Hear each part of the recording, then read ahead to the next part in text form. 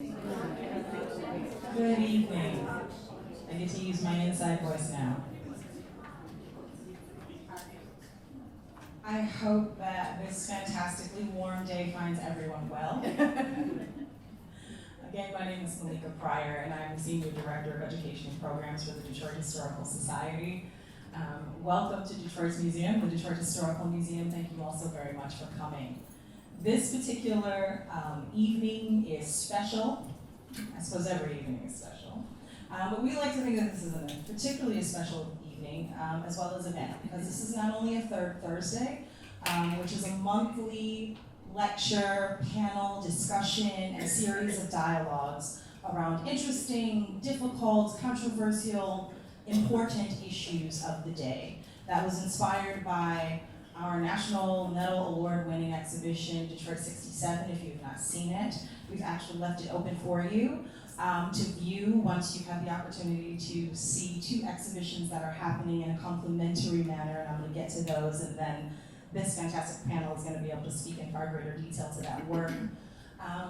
But we've decided to facilitate two wonderful things. So a panel that speaks to what you're going to see on the walls upstairs, as well as a lovely opening and reception for the exhibition itself. So when this 60-minute panel is over, I highly recommend that everyone go upstairs to view Looking for America and the International Institute of Metropolitan Detroit Centennial Exhibition. They are both featuring and speaking to what it means to be and to become American, which is an incredibly important conversation always, but particularly at this moment in time. And for many people, past feels incredibly present, and this is a wonderful opportunity for us via art and via cultural artifact to explore these questions, both from a historical perspective, Detroit Historical Museum, but as Detroit's museum in the now. So I'm just going to introduce very, very briefly the panelists, and then Philippa Hughes, who is both a panelist but also our moderator for the evening, is going to take it over from there. So I will start with Philippa P.B. Hughes, who is a social sculptor and creative strategist from Curiosity Connects Us. And you can feel free to give these wonderful folks a round of applause. Philippa is the organizer and primary curator for Looking for America, which is starting. So this is actually a national initiative that gives, I learned from Mike Ellison not to say local, he says based. So Detroit-based visual artists an opportunity to speak to their experience of what it means to be American. But there are other cities with artists who are based in those spaces and places who are also going to be speaking to their experience, right? And so we're really excited that they're getting things kicked off right here in the D. So welcome, Philippa. And then we have Dan Wallace, who is the Director of Special Projects for the New American Economy, who is also a partner in Looking for America. We have Gracie Xavier, who's the Director of Corporate and Economic Development Strategy at Global Detroit, also a partner. We have, yes, give it up. We have Dr. Phyllis Noda, President of the International Institute of Metropolitan Detroit. Celebrating its centennial, again, what an important milestone, and what incredible work that institution has been doing over 100 years. And finally, we have Vicky Wilkins, Dean of the School of Public Affairs at American University. So at this time, I'm going to hand it over to Philippa. Thank you all so very much for coming, and thank you for your time. Thank you, Noda. I want to do a couple quick things. First, the reason why we're here today is to celebrate this art show, or this art exhibit, in which we're collaborating with the International Institute of Metropolitan Detroit, and it's their 100th anniversary. So I want to just do a little shout out and a hand clap for the International Institute of Metropolitan Detroit. They've been providing services to immigrants in Detroit for 100 years, and this art exhibit celebrates that. And I don't see Elton in the audience. Are you here, Elton? He's one of the artists who are in our exhibit, the Looking for America collaboration piece. And he just became a citizen this week. And so I was hoping he'd be here so we could sort of congratulate him, but he'll be here later. So is he upstairs? He's painting. Anyway, so I think it was just kind of exciting that he became a citizen this week as we're celebrating immigrants in America and in Detroit. And so anyway, when you see him, give him a congratulations. And so I wanted to give like a quick background as to what this is about for us, for Looking for America, so that you have some context for when you go look at the show later. I am actually based in Washington, D.C., and I work in the arts in D.C. So I've been doing that for a little over a decade. And so set that aside for a second. After the 2016 election, like many of my friends, I was very confused about the results of that election. And so I invited Trump supporters over to my house for dinner. And I started cooking dinner for people who supported or voted for Trump. And because I just was really curious and wanted to understand what was happening. And I just kept doing that over and over because I was like, I know there's something to be learned here. And eventually I started inviting people from across the political spectrum. So it was more about kind of understanding all the different nuances that go into making decisions, not only in your everyday life, but politically as well. So that was really interesting. And that culminated last October in me, I curated a small art show about immigration at a little museum in DC. And as part of that art show, I organized a dinner for 50 people in partnership with the School of Public Affairs at American University. And our sort of thesis was like, can we use art as a way to frame and facilitate conversations that are very difficult to have? Like, how can we have better conversations? And could art be a starting point for that conversation? And so I wanted to just say, thank you to American University School of Public Affairs. This is the dean of that school here, and for saying, yeah, that might be possible. And then, interestingly, Dan Wallace came to that dinner, and he works for New American Economy, and we'll hear more from each of them. And they do immigration policy, and so he saw the value in using art as a way to help have these kind of conversations. And so we cooked up this idea to figure out how can we do this sort of thing everywhere, because we can't just be doing it in DC or New York. That's not, we don't want to just be East Coast liberal elites. Like, we need to really get out there and try to figure out how to do this right. And so part of this, is a little bit of an experiment, because none of us really knows what we're doing, right? But it's also very exciting because we do have a lot of expertise. And again, I will stop talking in a second, but we're super thrilled to have the expertise of American University to lead us in the civil discourse piece, and New American Economy to lead us in thinking about what's the data behind the immigration conversation. So here we are. We are going to 6 cities, and Detroit is our sort of kickoff city. And so really just so thrilled to be here. And so this is what I thought we could try to do. I realize we're kind of in this awkward configuration right now, but trying to make this sort of conversational. And I thought maybe we could do a quick introduction of why art, basically, as a way, why are we using art as a way to have this conversation? And I should also mention, I apologize, Gracie, that Gracie is actually one of the artists in our show, as well as being part of, she also works with local Detroit Regional Art Partners, but she's actually an artist in the show as well.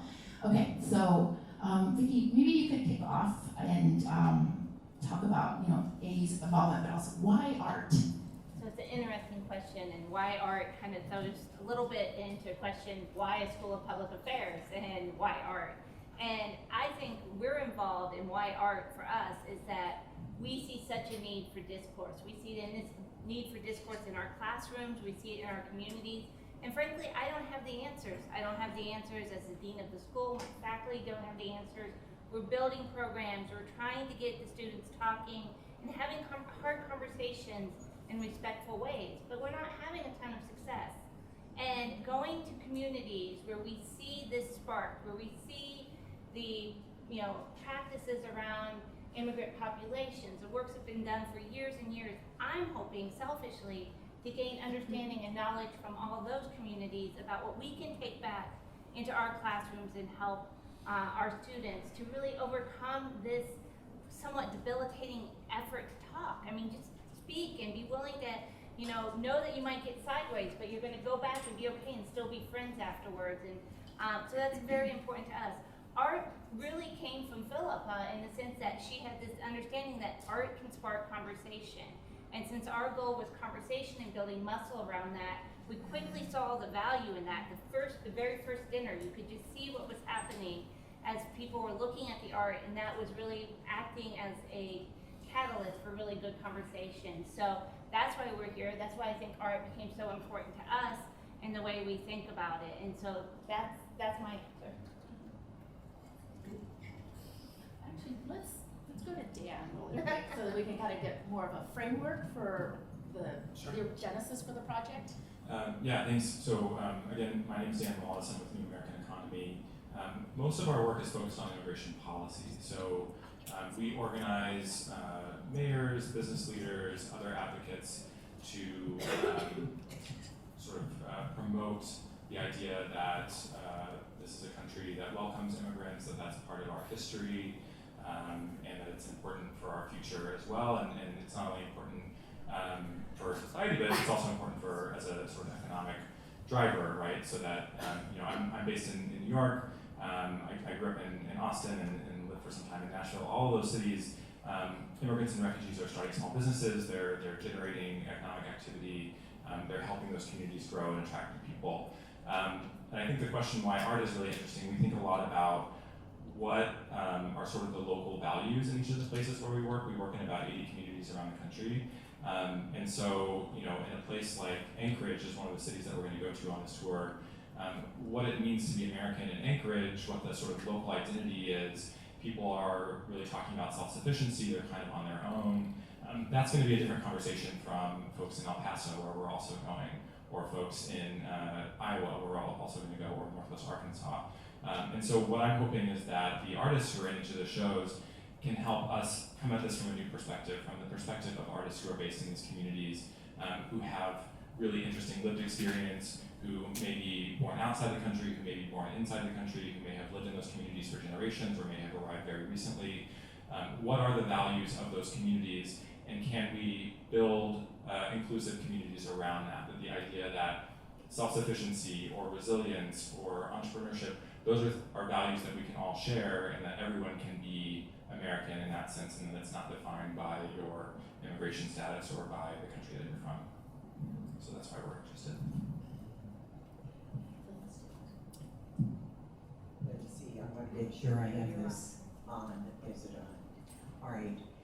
When we heard from Gracie, I believe, that there was this opportunity to make a partnership to explore the relationship of art, immigration across the century and across different ethnic groups that you allowed in this program, we said, absolutely, let's have a partnership and let's have an exhibit that was at once and the same time exciting, challenging, provocative, because I drew a little bit of criticism from a few people who said, well, how are you making art a political agenda?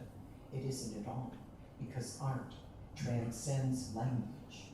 Words that cannot begin to be expressed are articulated through the talents and the grace of many of our artists. We looked for America over the century, and we saw that people had different reasons over time and over location We saw in the work of immigrant artists who had most recently come the unutterable tragedy of war that drove them to seek America and to seek the refuge and to seek the self-actualization that was no longer there, to recreate a civilization that was all but destroyed in the horrors of war. So this was an opportunity. And I believe in our very first conversation, I said, "Oh, Philippa, art is such a powerful tool because I have stood for the first time, it was a dream of my life to see Guernica in person. And when I stood in that room in the museum and saw this enormous creation of the bombing of one of Basque cities that Picasso had done, and remembered that his work traveled from city to city as a tool to mobilize people to become members of the army of resistance. I saw the power of it, and those figures spoke. And I know when you see this exhibit, you too will be moved, as I was when I saw for the first time a number of the works from both the Looking for America and those wonderful contemporary artists from various countries that you will see, moved to tears by the insight and the, how can I say, courageous sharing and bearing of their souls in the works of many of the Syrian immigrant artists, Lebanese, and various other ethnicities, some recalling nostalgically a past that was peaceful, and those more recent, a past that they would not want to forget, but to remind us of what it means to be an immigrant here and what it meant to be someone in search of America, in search of peace, in search of self and self-actualization. Thank you for this opportunity to share. No, thank you, Phyllis. How can I follow Phyllis? Yes. Next time I know to go before Phyllis. My name is Gracie Xavier, and I work for Global Detroit, and we're an immigrant economic development not-for-profit. So we do a lot of work in Southwest Detroit and Bangalore. And I remember I moved here 4 years ago as part of the Detroit Revitalization Fellows Program from Baltimore by way of New York, several other places. I'm Haitian American for some background, and I studied at MICA with an MFA in community art. Yes, ma'am. So for me, art is my base, and I receive the world, and my perspective of looking at the world is from that base. Even though the 9 to 5 I do at Global Detroit did not incorporate art until now, because we recently won the Doris Duke Foundation's grant to do some work in Bangalore in Southwest, where for me as an artist, that's the way I can speak. And the reason I think art is a great tool to use, it is safe space, and it transcends language. If any of us, no matter what language we speak, when you see a piece of art, you can speak to that. And for me also, it holds the essence of memory. For me, like, I want to cry right now because I haven't created a piece of work in a long time, and I moved to creating photography. And then when Philippa asked a question, and I'm Haitian American, and you know we're from a shithole country, I had to really, It's a beautiful country. I had to really think about what response that I had to give in this show that would be a respect to my culture, but also delve deep into the conversation. And I think sometimes when we try to have conversation in politics, even in Haiti, it can be a very volatile conversation to have, but we can have it and still be friends. And I think the signs of the time is telling us that that is not possible. And that is not true. So I think what Philippa is doing is a necessary thing to do at this point in time. Art is activism. Art gives voice to us who feels voiceless, to be able to speak to the pain and the trauma that we're experiencing now.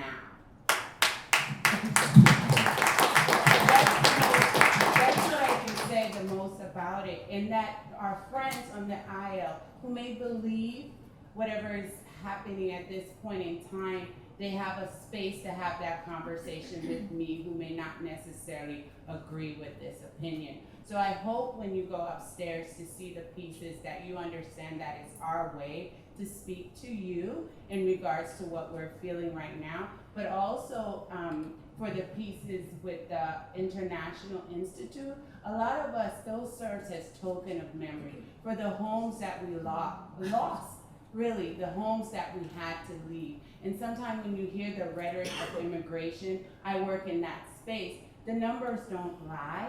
We add layers, we add resources, we bring our art, we bring our culture, and we help build countries. So when we hear what we're hearing today, the art helps celebrate that history and that story.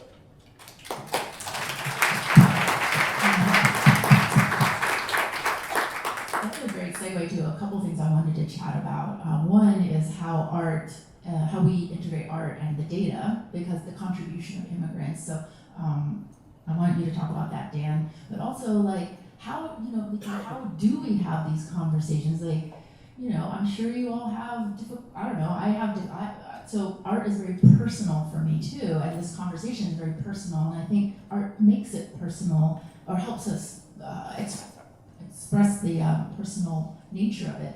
My mother is an immigrant, and she's like, build the wall. So I'm just like, I don't, So it's a very nuanced conversation. It's not just this or that.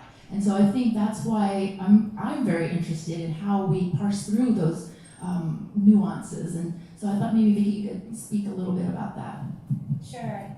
So when we think about language and increasing civil discourse on our campus or in our communities, we really think about how we break down and think about free speech. Right now we have this divide where it's all about, are you free or not to say something?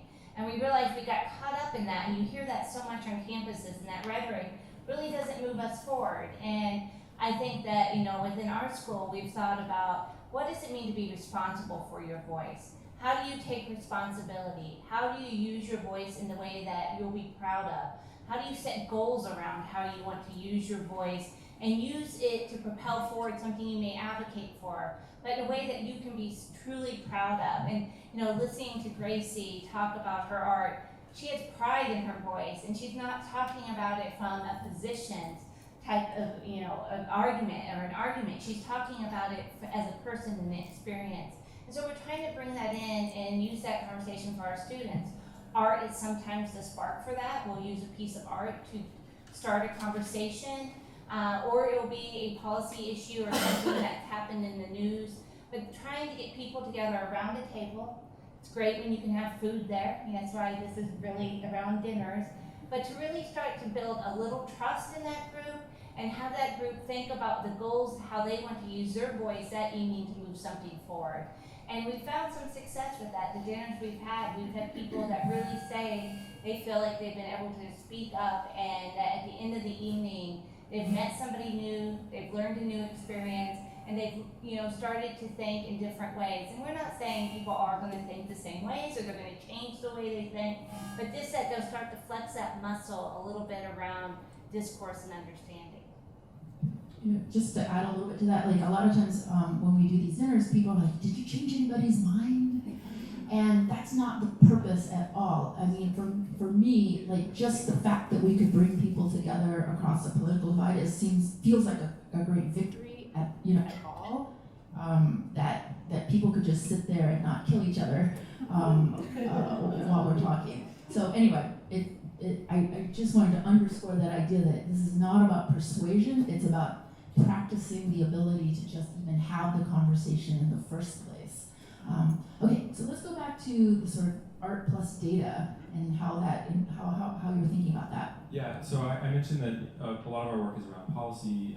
We have a research side of our organization that looks at the sort of the role that immigrants and refugees play in communities around the country, in different industries, as entrepreneurs. And I think a big part of the reason why we do that work, and I think it's similar for organizations like Global Detroit, a lot of it is in some ways setting the record straight. So it's not to say that that we should reduce immigration or immigrants and refugees to their economic contributions, but to say that we hear so often that immigrants are a drain on the economy, that they don't pay taxes, that they're taking resources from others, that they're taking jobs. And so I think part of that is to introduce into that conversation that actually, Medicare's core trust fund is staying solvent longer because of the contributions of immigrants into that system. That if you look around your neighborhood, you're going to see new restaurants, grocery stores, other sort of exciting businesses that may have been there for a long time, they may be new. Many of the folks who own those businesses and who are employing people in that community were born outside the US, and so to recognize those contributions.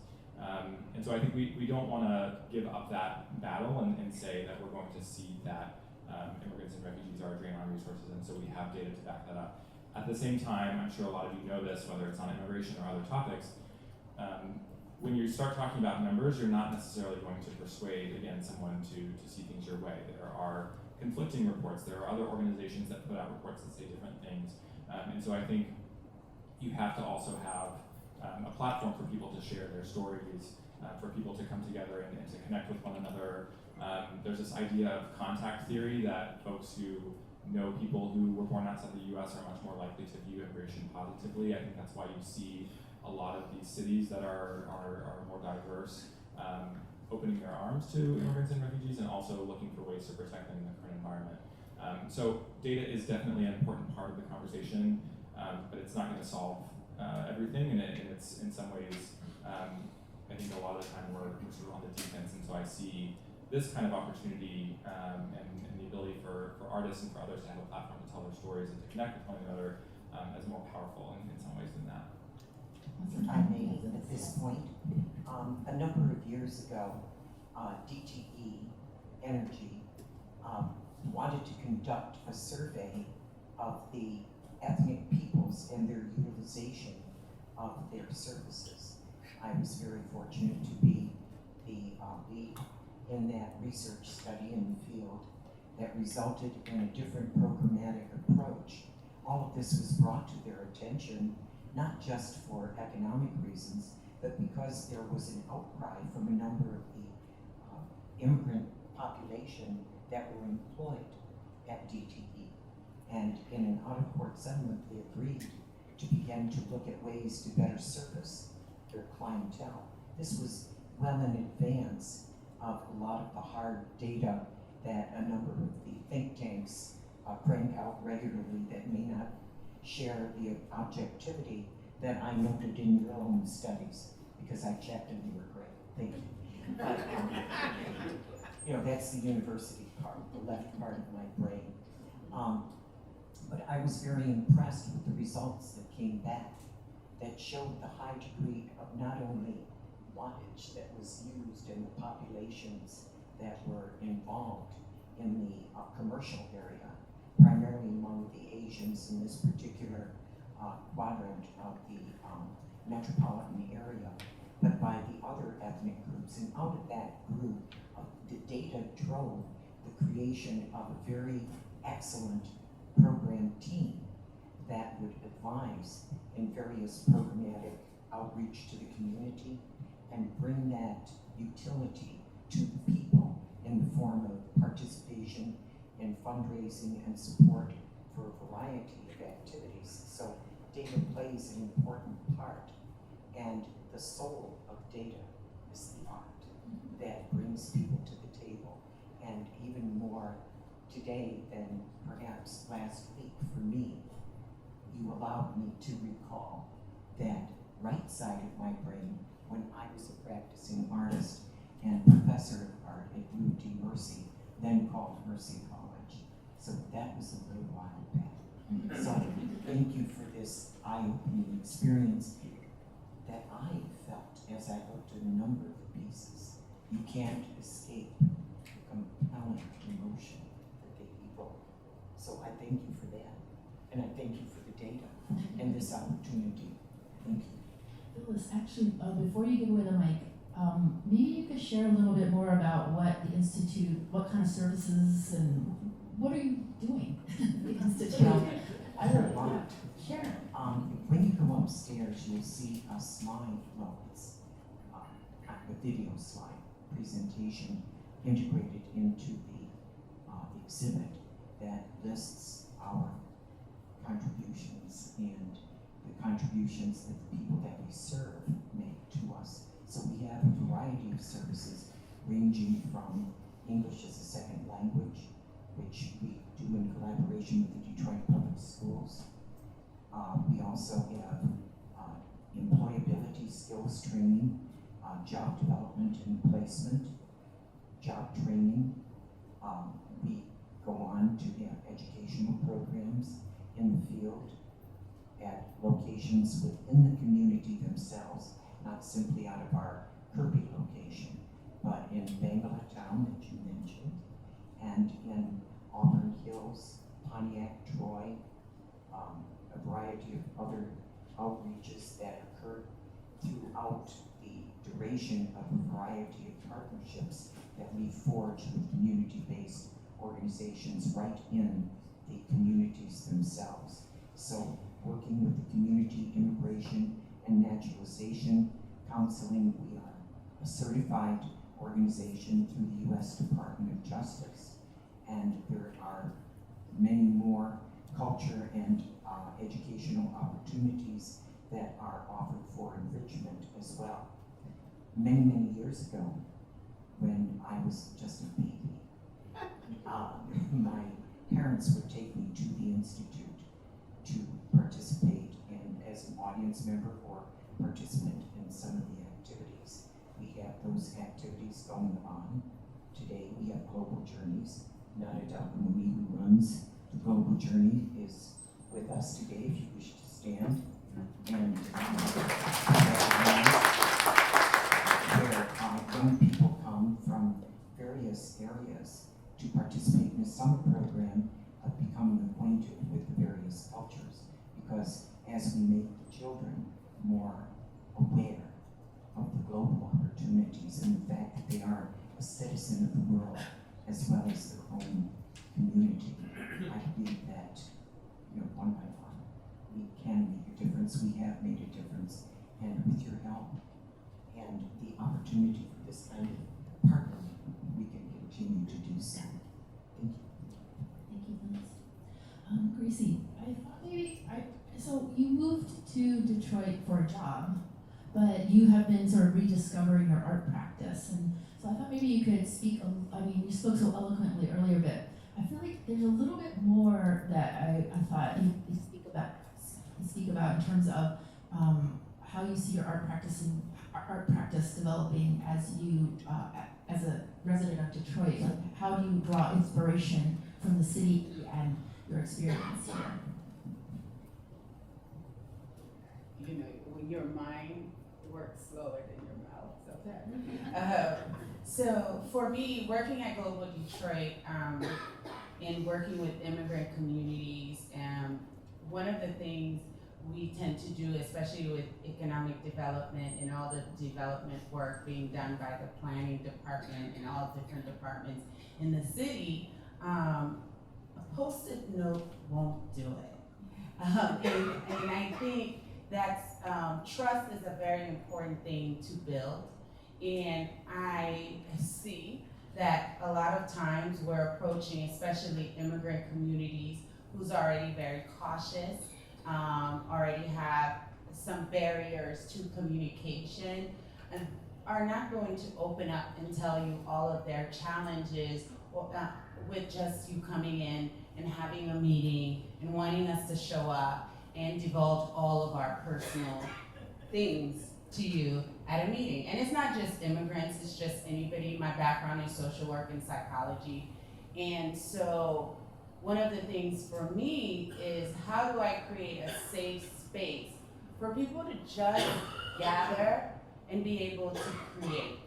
Because for me, I was a child abuse investigator, and one of the things, especially when you've been in trauma, is that it's very hard for you to just open up. But if your hands are busy, you're creating something, suddenly you're talking to Dan right here, and things start slowly coming out. And I come from a community, if you all know, all of our communities, art is almost in our DNA, especially with Haiti, with a lot of resources are limited. A lot of things we have to create, from creating our furniture, our fabric, our colors, everything. So, but in that communal environment of creating, a lot of resources are being built. In one of the practices we do in our community, and you may have it in your community, is called a susu. Some people call it a eso, or a giving circle. Does anybody know what I'm talking about? All right. So, and it's practiced, I found out, in every culture. It just has a different name. And how then immigrants already have this resource ingrained in them, how then you get them to move that money out of that circle and into the bank, right? You may never discover that, but I will, because I'm going to have an art project, and we're just going to start creating things, and I'm going to start asking you questions, and they're going to tell me they have $20,000 sitting in a pillow. And I'm going to say, oh, I may be able to connect you to a resource that can get your money in the bank, and you could use that resource to get that loan or that extra money to buy that building to open the business. That's what, for me, art is. It's that tool that helps me to engage with community. And how I'm reconnecting with my art is with Global Detroit, hiring an artist. And if you all know Steve Tabachman, he's a numbers guy. I was like, Steve, I'm gonna have to try something different. So last year, we did a program called Common Bond in Banglatown, working with women in regards to creating art around fabric art. Once we had that opportunity, we found out all the other challenges they're having, and having a creative, safe space for them to have this conversation is very important to them. So then I discovered I'm working in East Davidson Village. They're having the same conversations, and they're needing the same space.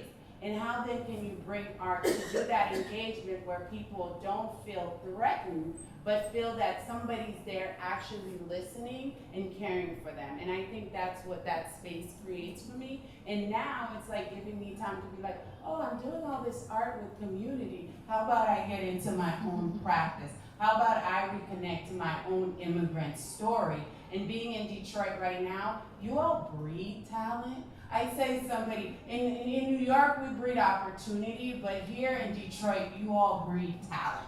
And I have to say that because I learned so much just being here in the 4 years that I've met Tracy Reese. I was like, you're from Detroit? Right? Dominique Morisseau. You're from Detroit, right? And sometimes we forget the richness of the history that is here in everyday America. Because the only story that's being told about Detroit, you all know, right? And that's not the only story. Every city that I've lived in, we know there's layers to that. And we, as change makers, as artists, we have to be the ones that help tell that story.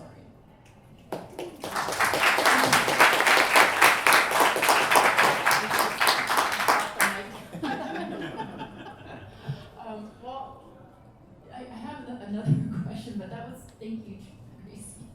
That was amazing. Well, I want to save some time for questions, so I want to just go back to something that Gracie said about trust, building trust, and how that's just so critical to having these kind of difficult conversations, but also having a framework for the conversations too. Like, we have to have space for it, and so I think that's where having a toolkit or some kind of framework is very helpful. In connection with building trust, I thought, Vicky, you could speak a little bit about how do we build this framework? Okay, Gracie, I don't want to speak after you. Sorry, I don't know what to say. I'm so inspired by the work you guys are doing here.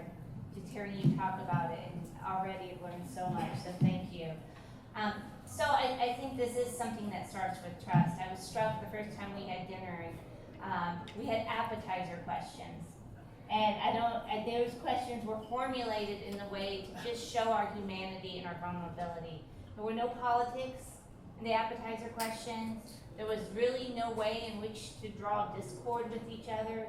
It was just to sit at a table with, I think we had 8 at our table, and talk about things that were issues of vulnerability, goals we might have, things we might be thinking about for the future. And once we had that conversation and had that little bit of time together, seeing each other as humans and as experiences that we could learn from, then we moved on to the entree questions. And the entree questions started to talk a little more about our feelings about policy, but in a way that talked about how we move policy forward. Not in a way that allowed you to gravitate to one end or the other end of an issue, but really talked about how, given there are 2 ends, we find the middle way forward. And so during those entree questions, you start to build this muscle of getting these conversations going. And by then, at the time we're having dessert and we're really talking, that's when the next steps start happening. And people start to say, this has been a good conversation, what now? And I think it's through that trust building, through the fact that you start to be able to talk, not at ends, but in the middle, and then thinking about how you don't want that to end. And we found, I know the last dinner went on and on and on. I think people were there late into the evening, well past the time we thought, because they really wanted to be in community and have conversations that they felt moved an issue forward. So I think the framework really does go around those issues of what we do in that first course and how we get started and how we build on that in the next layer, and then where we take it from conversation into action, and just the ways in which we can find common ground. Like we said, it's not about people suddenly changing and committing to something. It's just where we can find common ground in the tables that we sit at and move something forward. So I think that framework really has proven to be something to get started with. And then each community is going to bring forward their story. And that's the point at which we're going to be able to take the story of Detroit, the work of Phyllis, the work of Gracie, and all of you, what you've done with us when we go to El Paso. And we can talk there about how that's moved forward. And that's going to be an important and kind of a multiplier effect of this. Just really quick, I wanted to add that one of the hallmarks of the International Institute is not only its longevity, but where it sprang from. It came out of a movement, an International Institute movement that was initiated by the YWCA back at the turn of the century. It caught on from the settlement houses out of England, and at that time, in the 1920s, 55 international institutes were opened from coast to coast, and one of the hallmarks was that they were, one of the pillars, I should say, was that they were run by immigrants in building that trust that you speak of. Immigrants perhaps that were second generation, but nonetheless empathetic with the immigrants' plight. As I look at what many of them did, beginning in New York, the Y had people there that would work with the newly arrived immigrants and give them opportunities for training and job placement, either there or in locations that were part of the network of the 55 international institutes. So that was a very interesting model.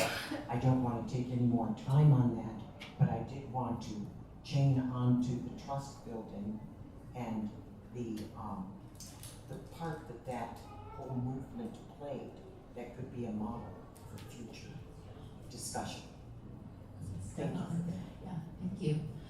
So we're getting close to the end of the time, so I thought we could have a couple questions before we go back up. Plus, we'll all be here for the opening, and we can have more conversation upstairs as well.